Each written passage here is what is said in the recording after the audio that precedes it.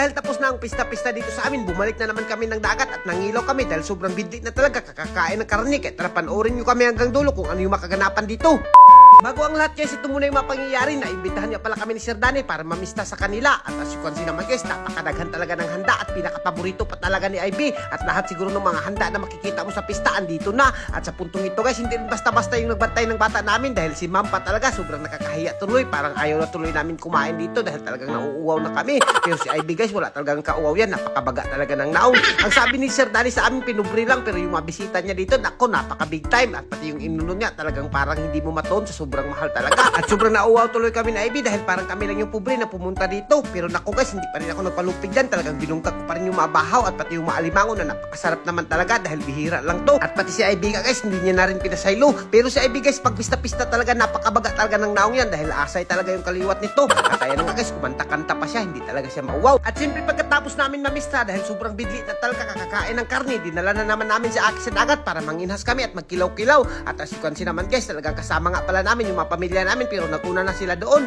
At ayan nga guys, kung nakikita nyo, napakainit ng panahon kaya naman masarap talaga magligo-ligo dito sa dagat. At sa puntong ito guys, as usual, dito pa rin tayo sa floating cottage natin dahil para hindi tayo maintan. At dito nanguha na nga sila papa ng mga bat dito para makilaw-kilaw namin. Naku, napakasarap pa naman to, lalo na kapag galing ang pista at napakabidli. Ay naku, napakasarap talaga magkilaw-kilaw. At ayan nga guys, kung nakikita nyo, ito yung mga bat na pinakapambato namin dito sa aming dagat dahil napakasarap talaga to at manamis-tamis pa. At sa puntong ito guys, talagang hindi nasa natin yung mga pangyayari. Talagang tinawag tayo dito ni Kali. Kaya naman pumunta agad ako dito sa aming napakagandang CR. Ang tawag nga pala dito sa CR namin guys ay kabakawan ba? Hindi mo talaga makikita kung saan. At so ayun nga guys, pagkatapos natin tawagin ni Kali, nagpadayo na kaagad kami sa pagpanguha dito. At sa dinaasang pangyayari, nakuha pa kami ng tangking dito. Akala namin paldo na, sus pala tangking yung nakasumuksok sa mga buho at nakuutan ni Papa. Buti na lang talaga, napakagaling ni Papa, hindi na siya napaakan. At dito talagang nakakuha na naman siya ng isda. At pagkatapos namin manguha ng mga kilaw-kilaw guys, pumunta na naman kami dito sa floating cottage namin at nakita pa namin si Aki dito na sobrang nalilipay talaga siya kapag nakapunta ng dagat.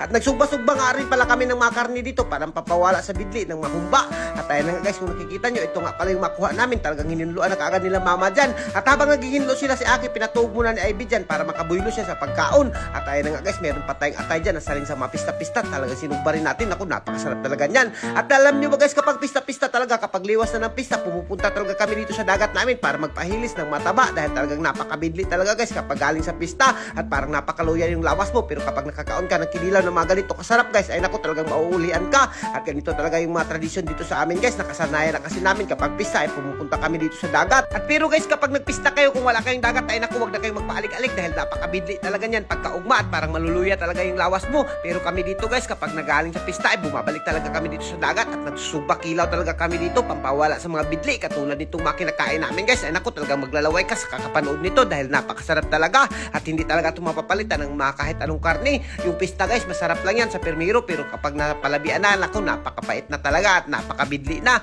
Pero itong kinilaw guys, hindi ka talaga matatakhan ito sa sobrang sarap at lalo na kapag nilamlam mo na. At ayun nga guys, hindi ko na kaagad yan pinasaylo dahil napakasarap at sobrang nagugustuhan talaga ako. At medyo ilang araw rin guys, hindi kami nakafood trip ng mga ganito. So, gawa ng talagang napakabisi namin at nagpapiprend kami sa mga pista-pista. Kaya naman talagang hindi na namin ito papasayluin at susulitin na namin itong araw na ito na nakabalik na naman kami sa dagat. At so ayun nga guys, hanggang dito na lang muna siguro kami. At kung giganahan ka sa mga video namin, huwag nang kalimutan i-like and i-share para mas marami pa tayong food trip. Thank you and God bless you all. Mabuhay kayo lahat dyan mga idol hanggang gusto nyo.